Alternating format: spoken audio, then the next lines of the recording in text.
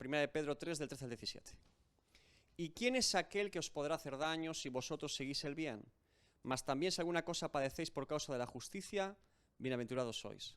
Por tanto, no os amedrentéis por temor de ellos, ni os conturbéis, sino santificad a Dios el Señor en vuestros corazones, y estad siempre preparados para presentar defensa con mansedumbre y reverencia ante todo el que os demande razón de la esperanza que hay en vosotros, teniendo buena conciencia, para que en lo que murmuran de vosotros como de malhechores, sean avergonzados los que calumnian vuestra buena conducta en Cristo.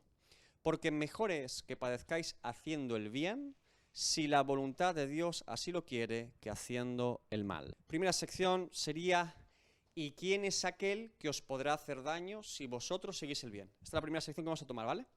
Ahora, esto es una pregunta a la cual Pedro sabe la respuesta. Es una pregunta retórica. ¿Saben la diferencia entre una pregunta y una pregunta retórica?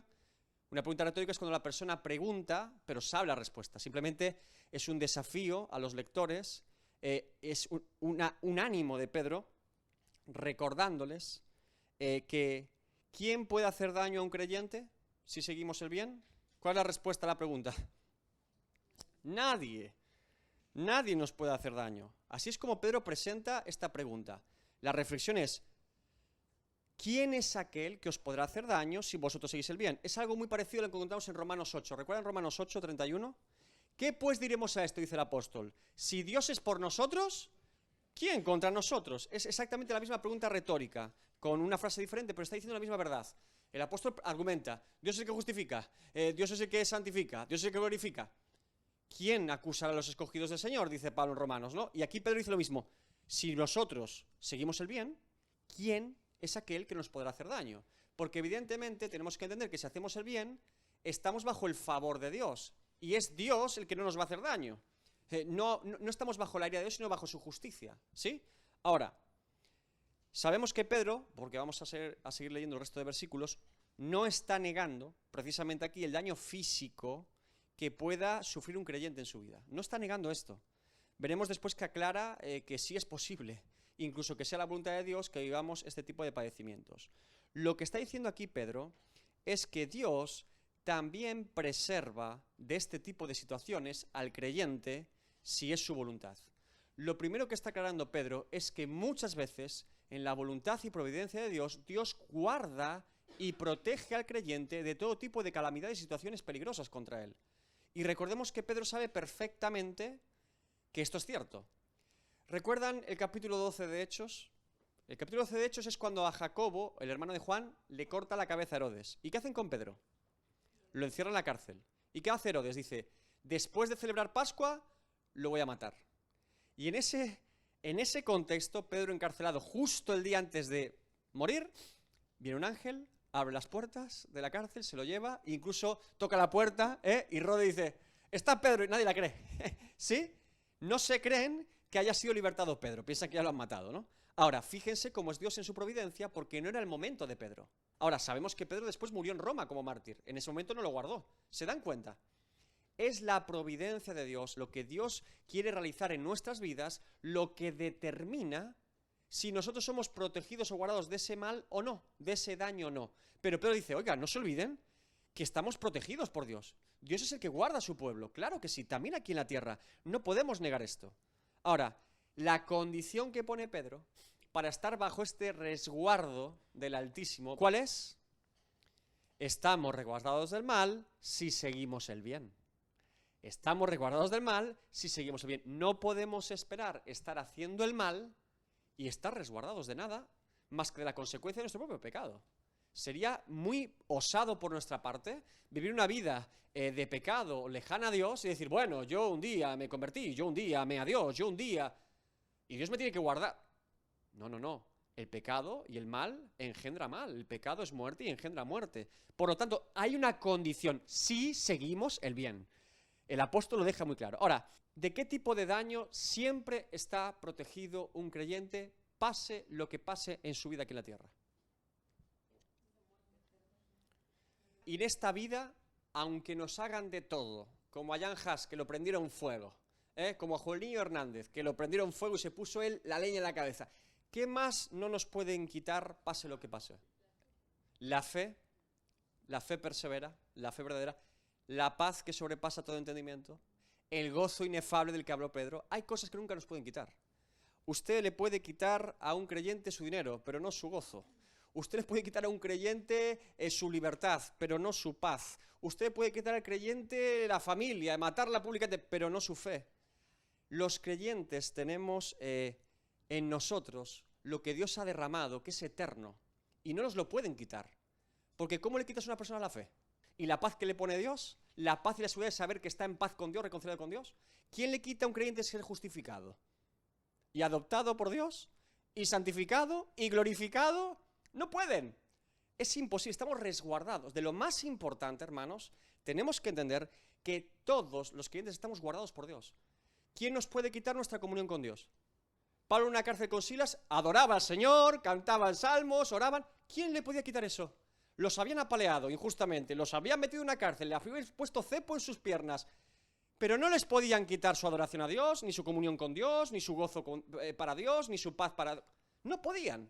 Entonces, en lo más importante, nunca nos pueden hacer daño. En lo que realmente merece la pena en esta vida, en lo que implica nuestra eternidad y relación con Dios, no nos pueden tocar. Somos intocables en ese sentido, ¿sí? Así que sí, también estamos protegidos de daños que no nos pueden alcanzar. Dios nos guarda, bien. Ahora, el que sigue el bien, evidentemente entendemos que sigue a Cristo. No está diciendo aquí Pedro el que sigue el bien como el que hace buenas obras, benéficas, no. Está siguiendo a Cristo. Es ese discípulo que ha tomado su cruz y está siguiendo al Maestro, evidentemente, ¿sí? Bien. Tenemos que entender que los daños más terribles que pueda recibir el ser humano no son físicos. El daño más terrible que un ser humano pueda tener en su vida es no haberse reconciliado con Dios. Eso es mucho peor que una hoguera, o mucho peor que una tortura, muchísimo peor. Si seguimos el bien, ¿quién podrá hacer daño a nuestra eternidad con Cristo? Esa es nuestra seguridad. Por eso debemos recordar que muchos creyentes, cuando eran llevados a circos romanos, a las bestias, la gente los veía y decían, ¿cómo es posible que esta persona parece que lo esté recibiendo con gozo? ¿Cómo es posible que a Esteban le esté brillando el rostro cuando lo están apedreando? ¿Qué tiene ese hombre? Lo que tiene ese hombre es una eternidad con Cristo. Y dice que los cielos abiertos y los... O sea, ese creyente está viviendo la constatación de que la fe verdadera lo lleva a entender y a ser preservado en un momento totalmente despiadado contra él, ¿sí? Mas también, si alguna cosa padecéis por causa de la justicia, bienaventurados, benditos sois. Por tanto, no os amedrentéis por temor de ellos, ni os conturbéis. Ahora, como digo, Pedro inmediatamente después aclara que puede ser que suframos por causa de vivir conforme al corazón de Dios. Qué importantes son las Escrituras. Nunca se nos niega en la Biblia que un creyente está totalmente independiente o ajeno a sufrir por causa de su fe. Hay muchos tipos de sufrimientos en la vida. Hay sufrimientos que tienen que ver como consecuencia de nuestro pecado. Hay sufrimientos que tienen que ver con simplemente el hecho de vivir y que Dios en su providencia ha determinado que pasen cosas. Por ejemplo, imagínese que usted vive en un país en guerra, un país en conflicto. Bueno, usted es parte de esa guerra, aunque no lo quería, pero vive en ese contexto, ¿verdad? No provocó la guerra usted, pero está en medio de esa guerra, ¿no? Hay todo tipo de situaciones que una persona puede vivir, pero también estamos hablando de por causa de nuestra fe. Sufrimientos derivados de ser creyentes, de ser un hijo de Dios. Sí, también la Biblia nos garantiza ese tipo de sufrimientos a los creyentes. Por lo tanto, todo tipo de circunstancias llegan a la vida del creyente. No podemos vivir pensando que estamos en una burbuja de protección divina en la que no nos afectan las cosas o la enfermedad nunca llega a la casa. Esto se ha hecho mucho daño. ¿Estás enfermo? Estás en maldición. ¿Estás enferma tu esposa? Algo pecarías. Esto es una brutalidad. Es que no es bíblico, pero además es muy poco sano empezar a evaluar con frivolidad la circunstancia de una persona. ¿Que evidentemente el pecado puede derivar en una enfermedad? Sí, y claro, no estamos negando esto, pero lo que no se puede afirmar es que siempre sea por ese motivo, y mucho menos tomar a uno, supuestamente siendo hermano, a otro hermano en la fe, es por esto. Bueno, Pablo dice, algunos de vosotros están enfermos o muertos porque han tomado la Santa Cena indignamente. Ahora, el apóstol lo dice como advertencia a no profanar el sacramento del pan y el vino que simbolizan el cuerpo y la sangre de Cristo. Evidentemente eso es algo muy serio, porque si yo no tengo en cuenta, fíjese algo muy importante, en la adoración a Dios, en lo que es un culto público, cometemos el error habitual de pensar que la adoración es música o canciones. El acto principal de adoración en una iglesia es la predicación y exposición de la palabra. Y el segundo acto más evidente de adoración a Dios es cuando se celebra Santa Cena. Porque es un símbolo visual y evidente, un testimonio público de la obra de Cristo que todos podemos ver y entender. El pan, el vino son elementos que Cristo instituyó para que recordemos su obra en la cruz. Eso es la adoración fundamental en una iglesia, la exposición de la palabra y los sacramentos. Bautismo y Santa Cena en este caso, ¿sí? Los dos que tenemos, instituidos por Dios. Ahora, aparte de eso, claro que hay adoración, alabanza, salmos, salterios, himnos, no estoy negando esto. Lo que estoy diciendo es que a veces olvidamos que la adoración a Dios es todo el culto, es toda la liturgia al completo. Escuchar la palabra de Dios como pueblo es adoración. Participar de los sacramentos es adoración. ¿Qué clase de adoración es esa en la que una persona está supuestamente simbolizando y representando lo que pasó en la cruz del Calvario y la toma indignamente? Claro, el apóstol es durísimo. Ahora, ¿quién seré yo para decirte, Dayan, te veo un poco pachucha, un poco blanca, ¿no será que tomaste mala Santa Cena? ¿No será que estarás en pecado? Claro, esto es muy fuerte. Y aparte no es sano. No es sano para los creyentes hacer este tipo de cosas. No podemos evaluar con frivolidad la situación o circunstancias de un creyente. Con todo, Dios nos llama siempre a orar por él. Oiga, ¿usted cree que está en pecado? Ore por él, que Dios le transforme. ¿Es por otro motivo? Ore por él para que Dios lo sustente en esa dificultad o prueba. ¿Qué más podríamos hacer que orar? Y pedirle a Dios que guarde... Es que cualquier otra idea, insisto, se aleja de las Escrituras. Ahora, Dios nunca nos dijo que no nos permitiría pasar por el valle de sombra y de muerte. Porque el salmista dice, cuando ande por el valle, está garantizando que habrá momentos en los que andaremos por el valle de sombra y de muerte. Lo que Él nos garantiza es que cuando entremos en el valle de sombra de muerte, por seguir el bien, entonces Él estará con nosotros, y que su vara y su callado nos infundirán aliento. Eso sí, que cuando entremos en un valle de sombra y de muerte, en este caso, como dice Pedro, por haber hecho el bien, por estar buscando la voluntad de Dios, Él nos sostendrá, porque Él es fiel. Ahora, recuerden que en el progreso del peregrino, me gusta siempre citarlo porque es una historia que expresa muy bien muchas cosas. Recuerdan que cristiano y fiel llega un momento que pasan por el pueblo de vanidades, la feria de vanidades. Y dicen, es que el camino pasa por allí.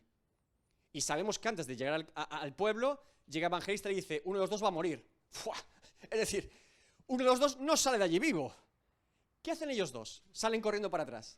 Dicen, no vamos, nos equivocamos de camino. No, el camino anda por allí. ¿Qué hacen? Se fortalecen en Cristo y van. Y saben que uno de los dos no va a salir de allí. Pero ¿qué hace fiel? Puesto que es fiel, va con cristiano. Y fiel es el que perece allí. Lo que quiero decirles, hermanos, es que hay procesos en nuestra vida que Dios permite, que quizá nosotros no entendemos, pero que son para su gloria. Entonces, Pedro está diciendo claramente que hay momentos en la vida cristiana que implican sufrimiento, dolor, injusticia, precisamente por haber hecho justicia, precisamente por haber sido creyente. Recuerden que ha dicho anteriormente en 1 de Pedro 2, del 20 al 21, mas si haciendo lo bueno sufrís, está dando por hecho otra vez que es posible, y lo soportáis, esto ciertamente es aprobado delante de Dios, pues para esto fuisteis llamados. Es que es tremendo. Nos está diciendo literalmente que fuimos llamados para no solamente hacer lo bueno, sino también para sufrir por hacer lo bueno y para soportar el sufrimiento por hacer lo bueno. Y ahora compara y dice, porque también Cristo padeció por nosotros, dejándonos ejemplo para que sigáis sus pisadas. Y pone el ejemplo de Cristo. Y les dije siempre, recuerden siempre, si el Santo Hijo de Dios, el único en el que tiene complacencia, que es su Hijo, Dios permite que pase por eso, hermanos, ¿quiénes somos nosotros más que discípulos del Maestro para pasar por procesos similares? ¿Sí? Bien. Ahora, Pedro dice, somos benditos cuando pasa esto. Ahora dirá alguno, ¿qué locura es esta? ¿Qué bendición es esta, no? A mí me dijeron que la bendición era otra cosa. Dice que somos benditos cuando sufrimos por causa de nuestra fe. Somos bendecidos. Cuando decimos que Dios me quiere bendecir y asociamos la bendición de Dios con un trabajo, un coche, dinero, ese tipo de cosas materiales, que precisamente nos llevan a alejarnos de Dios, Yo pregunto, ¿qué clase de bendición es esa? Supuesta, en la que cuanto más hablas de ella y más buscas de ella, más te alejas de Dios. Porque si siempre estás hablando de cosas que supuestamente te bendicen de parte de Dios y nunca te acercan a Dios, ¿no será que te las propone Satanás, más bien? ¿No será que tu propia codicia te las propone más que Dios? Porque si eso te llevara a acercarte más a Dios, dirías, bueno, ¿quién soy yo para evaluarlo? Pero si no produce eso en ti, ¿qué sentido tiene pensar que es una bendición de Dios? Sin embargo, es una bendición de Dios sufrir por causa de nuestra fe. Mira lo que dice la palabra de Dios. Filipenses 1:29. Porque a vosotros os es concedido, a causa de Cristo, no solo que creáis en Él, sino también que padezcáis por Él. Mateo 5, del 10 al 11. Bienaventurados, benditos, los que padecen persecución por causa de la justicia, porque de ellos es el reino de los cielos. Bienaventurados, benditos otra vez sois, cuando por mi causa os vituperen y os persigan, y digan toda clase de mal contra vosotros, mintiendo. Benditos nos llama. Esto es tremendo, ¿verdad? El Evangelio nos advierte que el creyente no está exento de sufrimientos y padecimientos en este mundo por causa de su fe. De hecho, garantiza que esto puede ocurrir y que es habitual o normal, que no nos debemos sorprender. Ahora, luego veremos, uno tiene que estar provocando, buscando que lo persigan. No, no estamos diciendo esto, pero que si ocurre, que digamos, Señor, me fortalezco en ti y vamos para adelante en el nombre de Jesús, ¿sí? Bien, por eso la dice que cuando llega este sufrimiento, prueba o dolor o circunstancia, no os amedrentéis por temor de ellos, ni os conturbéis. Ahora el apóstol Pedro toma Isaías 8, del 12 al 13. Dice el profeta, no llaméis conspiración a todas las cosas que este pueblo llama conspiración, ni temáis lo que ellos temen, ni tengáis miedo. A Jehová de los ejércitos, a él santificad, sea él vuestro temor y él sea vuestro miedo. Tremendo, ¿verdad? ¿Qué está diciendo el profeta? Mira, hay dos certezas en todo ser humano. La primera es, todo ser humano cree en algo o en alguien, tiene fe. Tiene fe. Ahora, cuando decimos fe en este punto, no estoy diciendo fe para salvación, estoy diciendo cree en algo o en alguien. El ateísmo no existe como concepto. Creer que la casualidad ha provocado todo es creer. Siempre el ser humano cree en algo. Incluso creer que venimos de la nada es creer que venimos de la nada. ¿Me están entendiendo? Todo ser humano tiene la necesidad de depositar su confianza en algo o en alguien. Si yo me siento en una silla, deposito mi confianza en que la silla va a resistir mi cuerpo y que el que la diseñó y la formó, pues bueno, lo hizo bien, ¿no? El ingeniero que hizo esta silla avanzada en tecnología va a sostenerme mis 80 kilos, ¿sí? Tengo confianza de que eso es cierto y de que me va a sostener. Por eso me siento, si no, nunca me sentaría. Diría, no me fío. ¿Vale? Ahora, todo ser humano tiene la necesidad de creer. Dios lo creó con esa necesidad. Siempre creemos en algo o en alguien. Siempre tenemos una cosmovisión, una visión de todo lo que nos rodea. Porque existimos, porque somos, porque nos comportamos, hacia dónde queremos ir, de dónde venimos. Todo ser humano tiene esto. Desde una persona moderna en una universidad hasta una persona, yo qué sé, en una selva, en una tribu. Todos tienen una cosmovisión. Todos tenemos esa intuición de necesidad de creo en esto, no creo en esto. ¿Sí? Ahora, del mismo modo que eso es ciertísimo, tenemos una segunda verdad. Y es que todos los seres humanos siempre tenemos temor o miedo de algo o alguien. Siempre. Temor de la muerte, temor del político, temor del gobierno, temor de la enfermedad, temor de... Miedos de los hombres. ¿Sí? Siempre. Miedo a los payasos algunos, ¿eh? Miedos a agorafobia, a estar en sitios públicos. Siempre tenemos miedo de algo o de alguien. Aquí está la clave. Dios nos garantiza que si tenemos temor de Dios, no tendremos temor de nadie más. Y que si tenemos temor de todo lo demás, es que no tenemos temor de Dios. ¿Se dan cuenta? Porque si yo tengo temor de aquel que me ha creado y de aquel en el que un día me presentaré y será mi juez, ¿a quién temo yo más que a Dios? ¿A usted? No le tengo. ¿Temor? Temor a la muerte, temor a la enfermedad, temor a la crisis económica, temor a la guerra. ¿Por qué? Si mi eternidad está con Cristo y quien es mi juez es Dios, no los hombres. Ahora, el que teme a los hombres, el que teme a la muerte, el que teme un montón de circunstancias constantes que vienen a su vida y lo agobian, lo afligen, le dan fobia, ese me temo que tiene mucho miedo menos del que tiene que tener temor, que es de Dios. ¿Se dan cuenta? Dice Mateo 10:28, y no temáis a los que matan al cuerpo, mas al alma no pueden matar, temed más bien a aquel que puede destruir el alma y el cuerpo en el infierno. Este es Dios. ¿Se dan cuenta?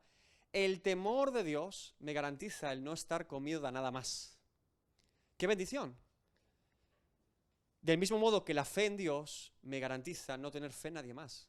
En ese sentido, tenemos que entender que Dios es el objeto, la persona en que depositamos nuestra confianza. Y también nuestro temor. Está todo en Él. Es mucho más razonable para nuestra fe creerle a Dios y temerle a Dios que a los hombres, evidentemente. Porque ¿qué clase de creencia o fe es esa en la que un hombre falible como yo, con un montón de errores y con un montón de cosas, querría depositar mi confianza en otro hombre? ¿Por qué los hombres depositamos nuestra confianza en nosotros mismos y en otras personas que son como nosotros? ¿Acaso el político no va al baño como yo? ¿Acaso es moralmente mejor que yo? No, son seres humanos como nosotros. El humanismo como concepto no tiene valor, no tiene peso para el corazón del hombre, porque confiar en nosotros mismos es una cosa un poco orgullosa, ¿verdad? Bueno, ahora, no tengáis miedo, sino santificad a Dios, el Señor, en vuestros corazones, y estad siempre preparados para presentar defensa con mansedumbre y reverencia ante todo el que os demanda razón de la esperanza que hay en vosotros, teniendo buena conciencia.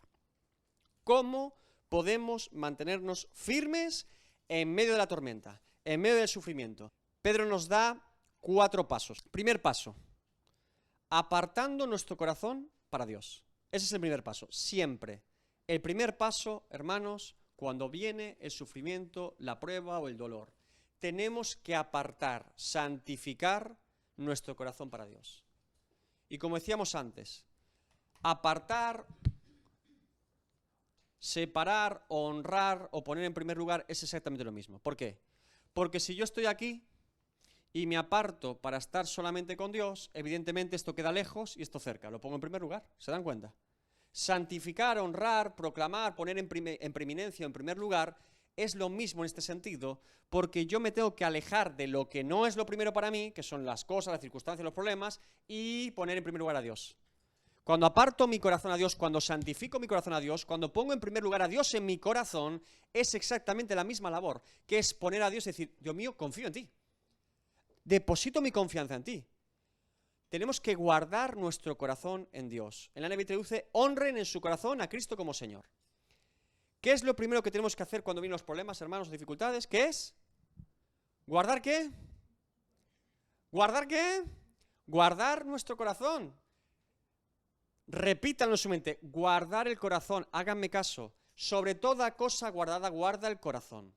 Es lo más importante. Lo más importante cuando viene la prueba, la dificultad o el problema es guardar el corazón. ¿Cómo está nuestra mente, nuestros sentimientos, nuestros afectos, nuestro ser interior, nuestra alma, nuestra comunión con Dios? Corazones sanos, corazones limpios, corazones que buscan la gloria de Dios, corazones rendidos al Señor y de Cristo, corazones que adoran a Dios aún en medio de la prueba. Por eso se encuentra usted, como le he dicho antes, a Pablo y a Silas cantando en una cárcel de Filipos. ¿Porque qué habían guardado? El corazón. El cuerpo no lo habían guardado, lo habían apaleado al cuerpo, pero el corazón estaba guardado. Segundo consejo de Pedro en esta sección, estar preparados porque quizás Dios está utilizando esta situación para ser testimonio a otros. Una vez más, Pedro deposita su confianza en la providencia de Dios. ¿Recuerdan otra vez en el progreso del peregrino cuando van cristiano y fiel a la Feria de Vanidades y fiel lo matan injustamente, hacen un juicio terrible allí, los testigos mintiendo, el juez un sinvergüenza, el jurado terrible, ¿sí? A fiel lo matan. ¿Y qué pasa después? Cristiano está preso, pero ¿quién lo libera? Esperanza. ¿Y esperanza qué significa?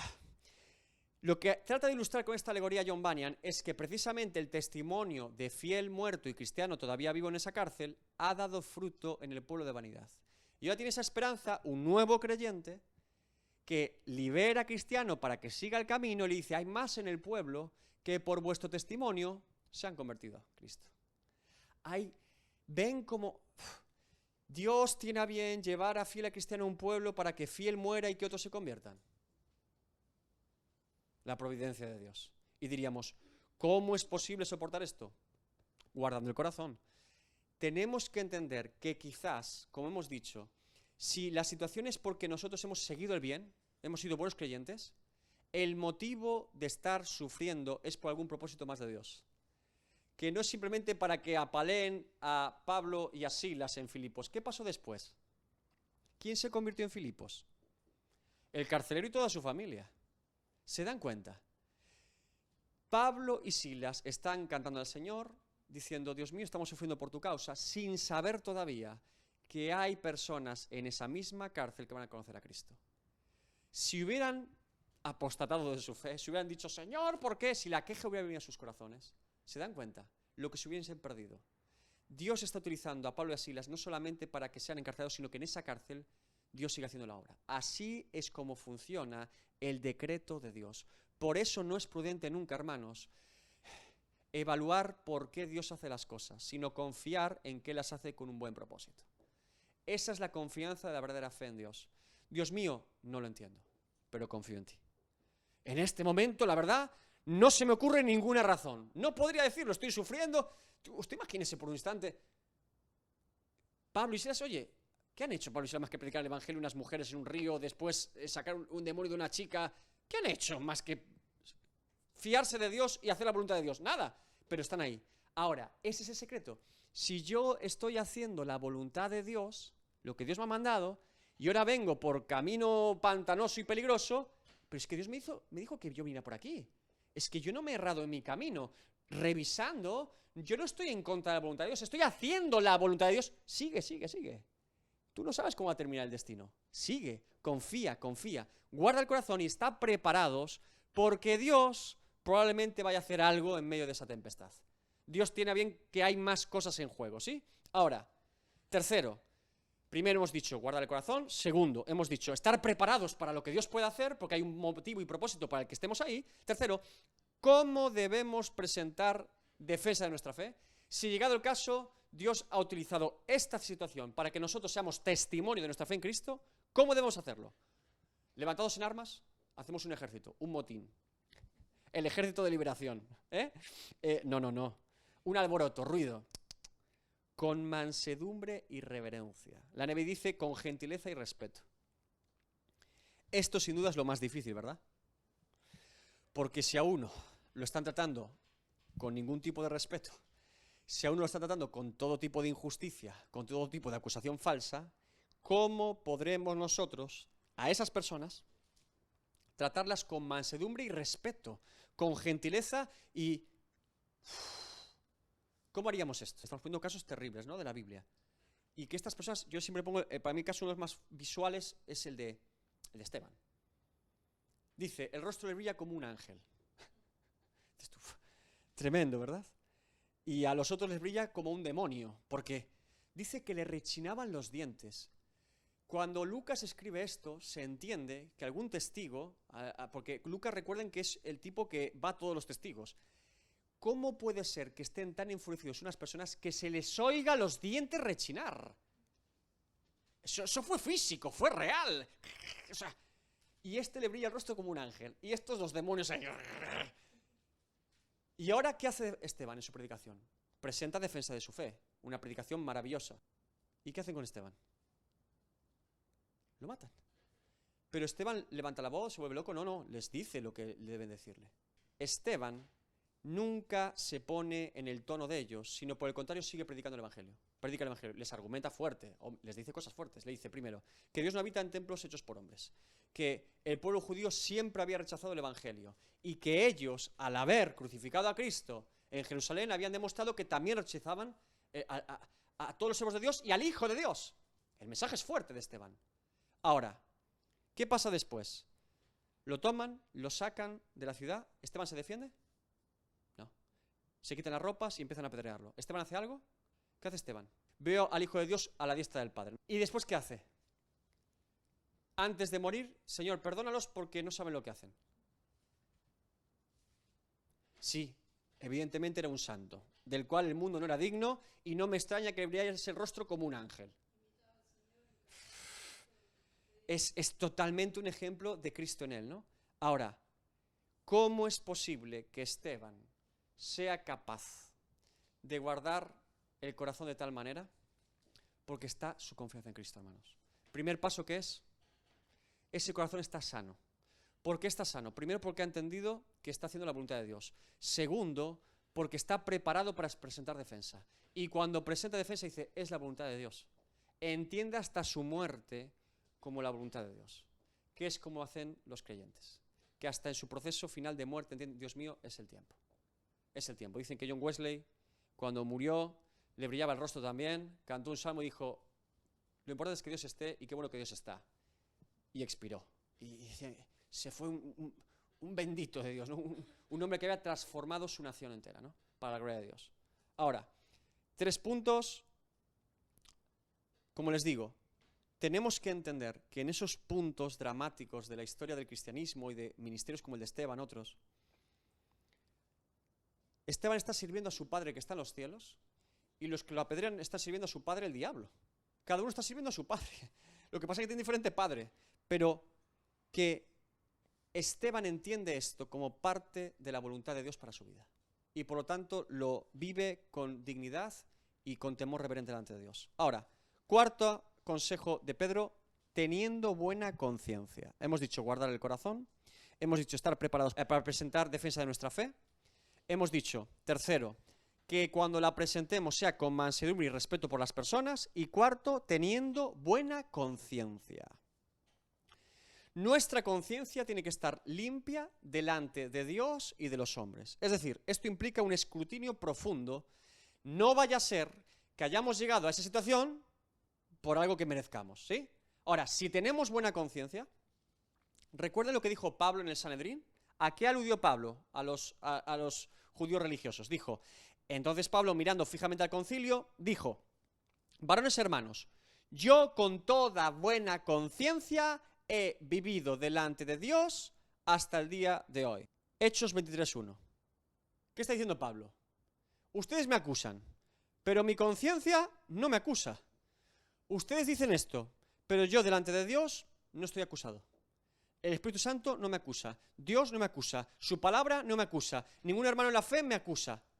Bueno, ahora, este argumento de la conciencia es muy importante, como les dije, porque Pedro alude otra vez aquí cómo, hermanos, vivimos nuestra vida, con buena o con mala conciencia. Porque este es el secreto. Un creyente tiene que vivir bajo el temor de Dios y con una conciencia limpia. ¿Qué clase de persona sería aquella que pretende presentar defensa de su fe con una conciencia que le acusa? ¿Recuerdan a Martín Lutero? Martín Lutero en la letra de Worms. Llega Johann Eck, el interrogador católico, le dice, retráctate. Martín Lutero dijo, yo venía a discutir con ustedes con la palabra de Dios y si me demuestran que estoy errado con la escritura, yo me retracto. No vamos a discutir contigo, no vamos a dar ningún versículo, retráctate. Tus escritos... ¿Qué dijo Lutero? Dice, me considero preso del testimonio de las Sagradas Escrituras, la cual es mi base, y mi conciencia está cautiva de la palabra de Dios. Por lo tanto, no puedo y no me retractaré, porque actuar en contra de la propia conciencia no es ni seguro ni sano. En esto me mantengo, no puedo hacer otra cosa, que Dios me ayude, amén. Y lo dijo en alemán, en vez de en latín, para que todo el pueblo lo escuchase, todo el pueblo alemán. Dice, no puedo ir en contra de mi conciencia. Mi conciencia no me acusa, la palabra no me acusa, Dios no me acusa. Acúsenme ustedes entonces. ¿Se dan cuenta cuál es la lógica de Pablo y de Lutero? Y lo que está diciendo Pedro. Bueno, si me acusan los hombres, que me acusen los hombres por algo injusto. Pero Dios no me acusa, ni tampoco su palabra, entonces yo no puedo retractarme. Porque sería ir en contra, dice Lutero, de mi propia conciencia delante de Dios hacerlo. Sería negar a Dios. Yo no puedo negar a Dios, dice él. Entonces le niego a ustedes. Es tremendo. Quiero añadir aquí, porque Pedro siempre que habla de nuestra eternidad en Cristo dice nuestra esperanza, nuestra esperanza. Esto lo dice varias veces en la primera epístola. Dice 1 Pedro 1:3, bendito el Dios y Padre de nuestro Señor Jesucristo, que según su grande misericordia nos hizo renacer para una esperanza viva. ¿Se dan cuenta? Siempre llama vida eterna la esperanza viva o la esperanza. Por la resurrección de Jesucristo de los muertos. ¿Por qué podemos mantenernos firmes en nuestra esperanza? Porque nuestra vida eterna es ciertísima, es real. no es una sugestión, no es una vana confianza. El creyente ha depositado su fe en Cristo y sabe, por lo tanto, que un día verá a su Salvador. Es nuestra esperanza viva y eso nos mantiene intactos en nuestra fe. Cualquier creyente, o persona, mejor dicho, que diga ser creyente y que no tenga certeza de que un día verá a su Salvador, ¿qué clase de fe es esa? ¿Quién nos va a sostener más que la realidad y la certeza? Dice la palabra de Dios en Romanos 8, el Espíritu Santo acredita a mi espíritu que yo soy hijo de Dios. Esa es la seguridad y confianza que tenemos en Dios, que somos justificados, adoptados, santificados en esta vida para un día ser glorificados. Esa es la confianza que tiene todo hijo de Dios.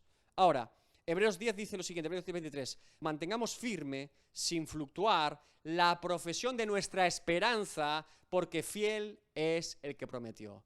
Porque si yo digo, por medio de la sangre de Cristo he sido justificado por Dios, he sido limpiado de mis pecados, he sido adoptado, y después reniego de dicha esperanza de fe, estoy llamando a Dios mentiroso. Estoy diciendo que no es fiel el que prometió. Pero ahí está el problema. ¿Qué clase de fe es aquella que duda de Dios? Porque sin fe es imposible agradar a Dios. Es necesario que el que le busque crea que le hay. Ahora, ahí está. No será una vana fe. No será una fe falsa. Porque la fe verdadera no duda de Dios. La fe verdadera dice, no, fiel es el que prometió. Pero hermano, mira por qué está pasando. Fiel es el que prometió. Pero oye, te van a quemar vivo. Fiel es el que prometió. Pero es que tu familia, fiel es el que prometió. El creyente no ve otra cosa porque su fe no le deja ver otra cosa que a Cristo. Ese es el punto al que nos está llevando Pedro, a que tenemos esperanza real de nuestra promesa de eternidad con Cristo y que eso es lo que nos sostiene en medio de la prueba. Cuarta sección.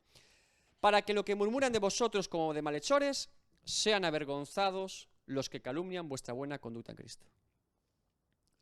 Ahora, Pedro apunta que eventualmente podría ser que al mantenernos firmes en nuestra fe y dar testimonio de ella, y presentar defensa de forma mansa, tranquila, humilde y respetuosa, incluso los que no creen, los que han difamado nuestro nombre, los que han acusado falsamente o de forma indigna, nos han acusado con cosas que no son ciertas, llegan a ser avergonzados. Que las personas que no creen dicen, a ver, un caso sencillo, está usted en el trabajo, ¿de acuerdo? Y un compañero le odia, y le odia porque es cristiano. Le ha predicado el evangelio un par de veces, no roba cuando él roba, no hace nada indigno. ¿Y qué hace el compañero? Bueno, este hay que echarlo de aquí, ¿no? Y lo acusa falsamente. Es que he visto hacer esto tal, ¿no? Y ahora llega el jefe, el encargado, y escucha el testimonio de ambos, y conoce a ambos, y se da cuenta que lo que hay es celos. Incluso una persona que no cree diría, puede ser avergonzado el que lo acusó. ¿Se dan cuenta? Dice Pedro que sería posible que incluso en juicios injustos contra creyentes en aquella época, saldrían absueltos porque no hay causa contra ellos. ¿Recuerdan lo que pasó con Jesús? Los testigos eran falsos. Los testigos eran falsos contra Jesús. Decían barbaridades, se contradecían entre ellos. Ahora, ¿de qué acusan a Jesús? Cuando le preguntan, ¿tú eres el Hijo de Dios? Y dice, tú lo has dicho. Ahí es lo que acusan, de hacerse Dios. Pero los testigos que habían presentado no habían servido de nada porque se contradecían. Habían sido avergonzados. Usted imagínese qué cosa tan triste. Ir a un juicio como testigo y que diga el juez, bueno, este testigo me parece que está contaminado. No es Esto es tremendo, podría llegar a pasar. Así que Pedro nos dice que públicamente estas personas podrían ser expuestas a su propia vergüenza por haber ido en contra de un hijo de Dios. ¿Recuerdan a Saúl? ¿Qué le había hecho David a Saúl? ¿Ganar sus batallas? ¿Conquistar sus enemigos? ¿Tocarle el arpa? ¿Ser su yerno? ¿Qué había hecho David contra Saúl? Nada. ¿Qué quería hacer Saúl contra David? Y en ese proceso de querer matar a David, ¿qué perdió Saúl? Su hijo Jonatán no quería saber nada de él, en el sentido de que no lo aprobaba. El pueblo empezó a ver a David como el nuevo líder del pueblo y a Saúl descartarlo como un loco. ¿Se dan cuenta de lo que provocó en Saúl? Fue avergonzado su propia actitud y termina consultando una divina que él mismo había perseguido. Saúl acaba de una manera vergonzosa su reinado y el pueblo diciendo, Saúl se ha vuelto loco, el rey está loco. Dios lo expone a su propia vergüenza. ¿Qué le pasó a Faraón? Os dejo ir, pero no os dejo ir. ¿Qué más tiene que pasar? Os dejo, pero ahora otra vez no. Bueno, y solo los hombres. No, vamos todos. Los hombres y algunos niños. No, todos. Pues el ganado no. Nos vamos todos. Al final, ¿qué tuvo que hacer? Iros todos. ¿Y después qué hace? Voy a por ellos a matarlos. Los lleva a su propia vergüenza. Un corazón endurecido de personas que odian y aborrecen a Dios, que odian el Evangelio y que Dios los expone a su propia vergüenza. Esto pasa en la Biblia también, ¿no? Ahora, ¿ustedes creen que toda persona que hoy se dice creyente sería capaz de presentar defensa de su fe? Vamos a todas las iglesias evangélicas que haya, ¿eh? Uno por uno. Mire, lo vamos a llevar a un calabozo y vamos a acusarle de delitos injustamente. Defienda su fe. ¿Usted cree que estamos preparados para defender nuestra fe? ¿Usted cree que un verdadero creyente está preparado para defender su fe? ¿Un verdadero creyente? Jesús garantiza a sus discípulos que cuando fueran llevados a las sinagogas o fueran encerrados, encarcelados o interrogados, que no temieran, porque el Espíritu Santo pondría en ellos las palabras. Yo no estoy diciendo que usted sea teólogo o teóloga o que tenga un diccionario bíblico para presentar su fe o que sepa. Lo que le estoy garantizando es que un hijo de Dios siempre ha presentado verdadera defensa de la fe que profesa, en cualquier circunstancia. Un hijo de Dios sí. Ahora, el que no tiene intención, ni pretende, ni sabe defender su fe es porque no tiene ninguna fe que defender. ¿Me están entendiendo? Esto es evidente. Ahora, hay doctrinas, hermanos, hermanas, que son fundamentales para todo hijo de Dios y que tenemos que saber. Tenemos que conocer. Porque si yo no conozco lo que Cristo ha hecho por mí, lo que Dios ha hecho por mí, lo que el Espíritu Santo hace morando en mí, tengo un problema serio de mi vida cristiana. ¿Cómo profeso mi vida al día a día? ¿A quién le oro? ¿En nombre de quién le oro? ¿Entienden el problema? Entonces, hay cosas que tenemos que entender y conocer. La Biblia no es un libro de teología, pero tiene mucha teología. La Biblia no es un libro de doctrina, pero está llena de doctrina. Claro que sí. Ahora, ¿por qué le llamamos doctrina o teología? Porque ordena o nos permite entender mejor muchos pasajes de la Biblia que dicen la misma verdad. ¿Qué es una doctrina? Es coger todos los pasajes que hablan de la misma cosa, juntarlos y decir, esto es lo que Dios dice. Simplemente es esto. Esto es un buen teólogo, el que ordena diferentes versículos con una misma realidad. Suficiente. Ahora, dice Hebreos 6.1. Por tanto, dejando ya los rudimentos de la doctrina de Cristo, ¿qué está diciendo el escritor de Hebreos? Que hay rudimentos, fundamentos sólidos de la doctrina de Cristo. Vamos adelante a la perfección diciendo, hermanos, les escribo esta predicación porque ustedes deberían estar ya mucho más avanzados y tenemos que ya no solamente tener la doctrina fundamental, sino más cosas. Pero ahora habla de la doctrina fundamental y dice, no echando otra vez el fundamento de ¿qué? Del arrepentimiento de obras muertas, de la fe en Dios, de la doctrina de bautismos, de la imposición de manos, de la resurrección de los muertos y del juicio eterno. Para el escritor de Hebreos, estos son doctrinas fundamentales, que todo creyente en ese momento debían conocer perfectamente. Pablo lo dice de esta manera en Efesios 4, 1 al 6. Yo pues preso en el Señor, os ruego que andéis como es digno de la vocación con que fuisteis llamados, de la profesión de vuestra fe, dice. Esa es la vocación. Con toda humildad y mansedumbre, otra vez, humildad y mansedumbre, soportándoos con paciencia los unos a otros en amor, solícitos en guardar la unidad del Espíritu en el vínculo de la paz. Un cuerpo y un espíritu, como fuisteis también llamados a una misma esperanza de vuestra vocación, un Señor, una fe, un bautismo, un Dios y Padre de todos, el cual es sobre todos y por todos y en todos. Doctrinas fundamentales, estaba diciendo. Efesios, esto, vamos, al dedillo. ¿Por qué creen que en los siglos XVI, XVII, las iglesias evangélicas protestantes hacían el catecismo menor para niños? ¿Qué es un catecismo? No suena muy católico hoy en día, pero ¿qué es un catecismo? Respuestas a preguntas propias y naturales con respecto a la palabra de Dios que se responden bíblicamente. Un catecismo menor para niños y un catecismo mayor para adultos. En toda iglesia protestante reformada hacían catecismo menor y mayor. ¿Por qué? Porque uno debe saber en qué cree y qué es lo que entiende. Y se hacían exámenes y se preguntaban. ¿Cuál es la primera pregunta del catecismo menor de Westminster? ¿Cuál es? ¿Por qué el ser humano existe? Respuesta correcta, para la gloria de Dios. Me gusta ese catecismo. Empieza muy bien, ¿verdad? Preguntas sencillas, respuestas sencillas. Pero la idea es saber lo que creemos. Porque hoy en día, por desgracia, no es suficiente, me temo, con venir a un culto evangélico, sentirse muy bien, que eso está bien, y levanté la mano, ya soy creyente. ¿Y usted qué cree? No sé, levanté la mano. No era suficiente. ¿Qué más? ¿Entendemos esto? No lo estoy diciendo con... Pero no es suficiente, evidentemente no es suficiente con levantar... Nadie se presentará delante del trono de Dios diciendo, yo soy creyente porque levanté una mano. Dirán, la mano no me importa demasiado. sino qué es lo que tú creíste y entendiste en Dios. Por eso es bueno recuperar esa necesidad de todo creyente de qué es lo que yo creo. Y pensemos como esta gente, ¿cómo presentaría defensa de mi fe? Imagínense, es usted Lutero, lo han puesto delante del emperador Carlos V y toda la curia papal allí, retrátate, te matamos, defienda su fe. Así, voy a hacer este ejercicio con ustedes una vez al año. Defienda su fe, y yo le pongo aquí una hoguera quemándole, ¿eh? ¿Sí? Pero debe ser la actitud. Defienda su fe, retráctate, retráctate. Oye, ¿y si? Lutero decía, ¿y si me he equivocado? Él oró al Señor, pidió un día de oración. ¿Y si me he equivocado? Señor, porque él tenía temor de Dios diciendo, ¿y si me he vuelto loco? ¿Y si a lo mejor? Pero su conciencia, delante de la palabra, no le acusaba. Y cuanto más la leía, más persuadido estaba de que era justificado por la fe y no por las obras. Y que las bulas papales y toda la parafernalia que se habían inventado, incluida... decía, esto no puede ser. A Lutero lo quieren matar por las indulgencias, porque ya no cobran dinero en Alemania. Y él dijo, ¿las indulgencias? ¿Qué es una indulgencia? Pero ¿cómo va a ser un papa en Roma el que dictamine la eternidad de una persona? Dice. Lo que acusó Lutero básicamente es, si el papa tiene algo que hacer, será en esta vida, pero no en tu eternidad. Dios es el que determina la eternidad. ¿Cómo que el purgatorio lo decide un papa o unas indulgencias?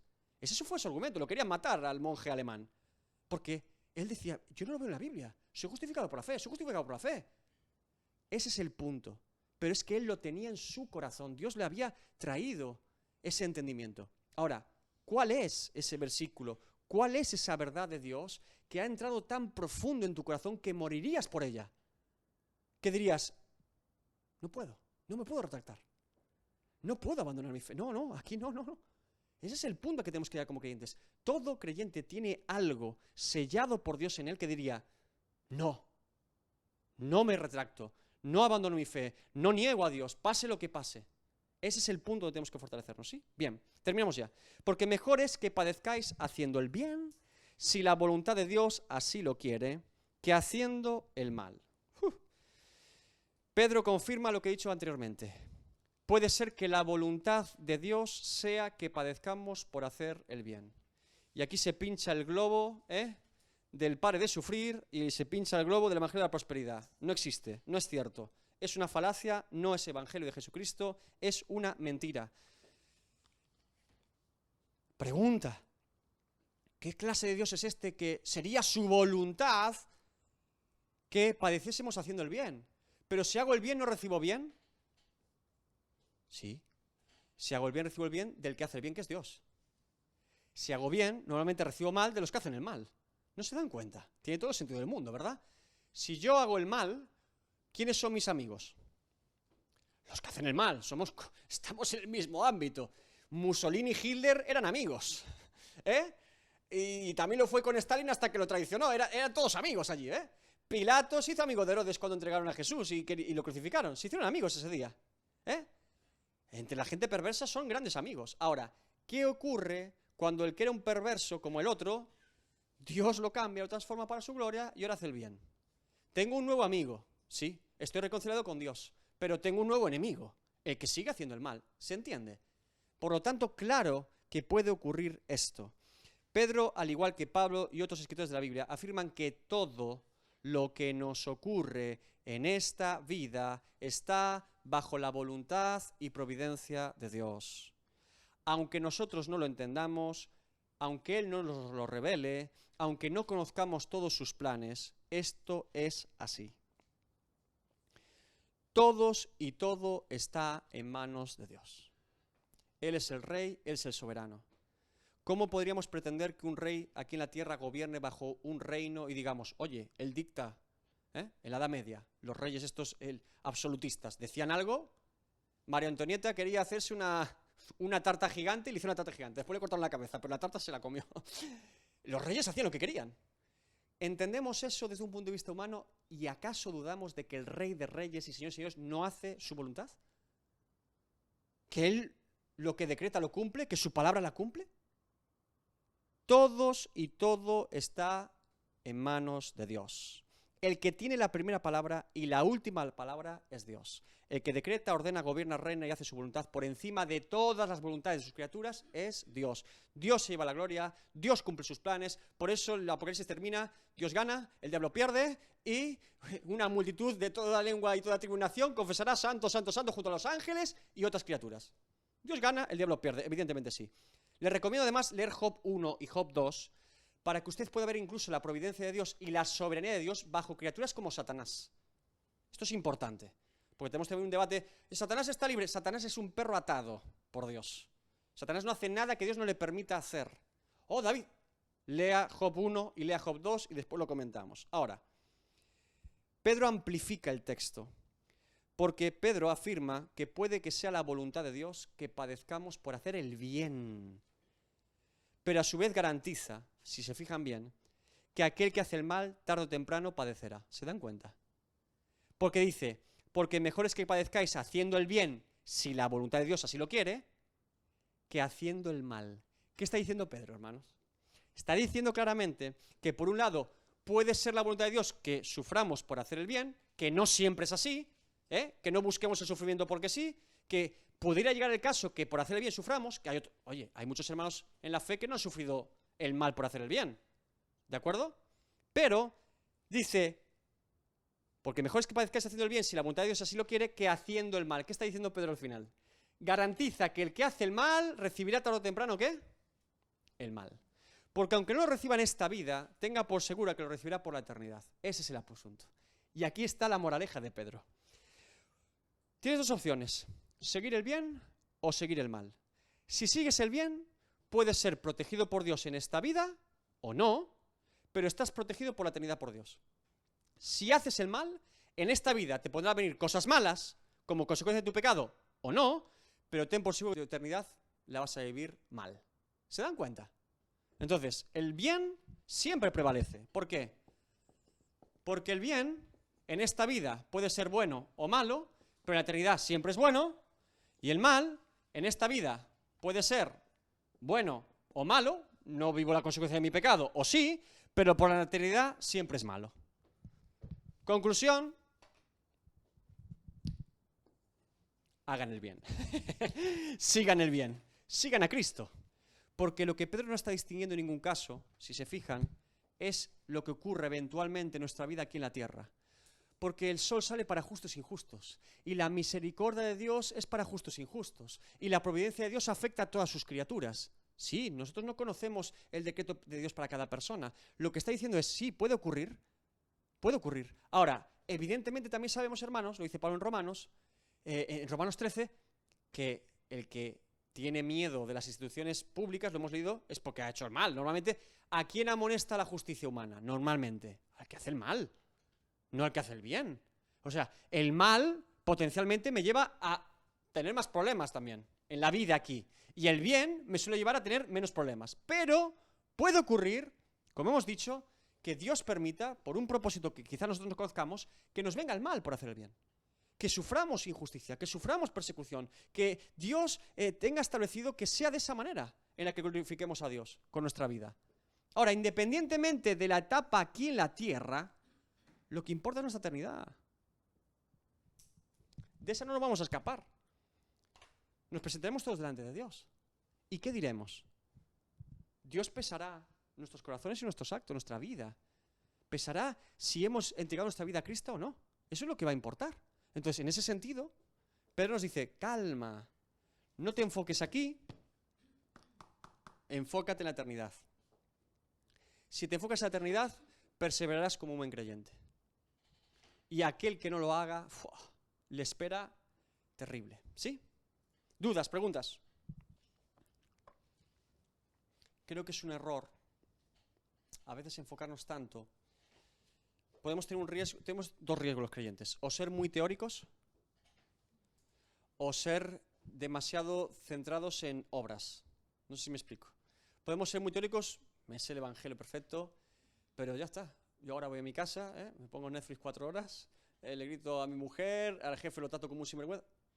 ¿Pero cómo es posible? Si se sabe todo el evangelio de pe a pa, se sabe las doctrinas, ese se sabe el catecismo de memoria, pero no le sirve de mucho. Ahora, tenemos otro extremo, que es, bueno, Voy a limpiar mi conciencia haciendo cosas para Dios, ¿no? Tendré que hacer cosas. ¿Dónde puedo servir? ¿Qué puedo hacer? ¿No? Y cuantas más haga o más se vean, pues por lo menos mi conciencia se cae. Ambas están erradas. El que limpia nuestros pecados es Cristo, no nuestras obras. Y ser un teórico y conocer el Evangelio y no vivirlo es para pesar en nuestra contra, dice Santiago. Dice, no queréis haceros todos maestros, porque el que más sabe, más se le exige. Claro. Entonces, no podemos vivir en esos extremos. ¿Dónde está la virtud del creyente? La virtud del creyente es aquella persona tan persuadida y con un corazón que ama tanto a Dios que no se da cuenta ni de lo que hace para Dios. O sea, claro que hace cosas, pero él no es consciente de ello. No es una persona que esté contándose por la mañana diciendo, hoy voy a hacer esto y esto y esto para Dios, y a la noche dice, check, check, check, lo hice. No es este tipo de... Eso lo hacen las empresas. Eso lo hace la gente que trabaja en un oficio. Y dice sí, dice sí. Eso hace una rutina de gimnasio. El Evangelio no es una rutina de gimnasio. El Evangelio es una comunión y una relación con una persona, Dios. Y en esa relación, eso es como los que estamos casados. Hago cosas por mi mujer que las hago porque la amo, no porque tenga un check para hacer. Sería terrible, ¿eh? Hola, cariño, buenos días. Y anotas, check. Cariño, ¿quieres que saque la basura? Check. ¿Se imagina, eh? Y dice, ¿qué estás haciendo? Nada, nada, nada. Estoy apuntando. Nota del día, 7,8. Buen esposo. Hoy un 5. Uf, casi suspendo. No es así una relación con Dios. Sí, a las mujeres os gustaría, ¿verdad? Querríais un check, ¿eh? No, pero ¿me están entendiendo? No funciona así una relación con una persona. Pero hacemos a veces con Dios. Voy a ir el domingo. Creo que me toca ir el domingo. ¿Por qué? Porque llevo 2 domingos sin ir. Bueno, señor, este por lo menos la cubro, ¿no? Y vamos el día de Santa Cena, que así también hago, ¿eh? Y Dios dice, ¿y el lunes? ¿Y el martes? ¿Y miércoles? ¿Y a la mañana y a la tarde y a la noche? Es una relación con Dios. En una relación con Dios, uno se deleita tanto en la persona de Dios, que evidentemente, pues claro, lo ama y hace cosas para Dios, y glorifica a Dios, y busca de Dios. Eso es a donde nos lleva la palabra de Dios. Estar enamorados de Cristo. Enamorados. Mi Señor, mi Maestro. Claro que sí. En ese punto, el creyente vive de forma más natural su vida con Dios, porque es una relación. Ahora, lo que hacemos lo hacemos para Dios, claro que sí, y para la gloria de Dios, pero no sale de un corazón que está buscando honores, sino que busca la gloria de Dios. Entonces, ¿cómo puede un creyente vivir de esta manera? Enamórese cada día más de la persona de Cristo, conozca mejor a Dios por medio de su palabra, y eso le va a llevar a la santificación, le va a llevar a la búsqueda de Dios, le va a llevar a conocer mejor, de forma natural, no de forma forzosa. Es terrible forzarnos. Ahora, David, es que si no me pongo ciertos... Bueno, hay que ser disciplinado también. Claro, yo también soy disciplinado en la relación con mi esposa. Y usted con su esposo o esposa también. No lo ama todos los días igual, lo ama todos los días igual, pero no todos los días tiene el mismo humor para amarlo, ¿verdad? Dirías, bueno, pues yo querría mi tiempo para mí, pero dices, no, tengo que estar con esa persona. ¿Se entiende? Entonces, claro que es disciplinado. El amor también es disciplinado en ese sentido. Pero no disciplinado pensando, ahora amo más a Dios por haber hecho esto, sino quiero estar con Dios y me organizo, claro que sí, me organizo el día, me parece bien, pero no como una gratificación o como una recompensa para mi salvación, sino que quiero tener comunión con Dios y que quiero tener el mejor espacio para Él. ¿Se entiende? Esa sería un poco la moraleja de lo que está presentando Pedro.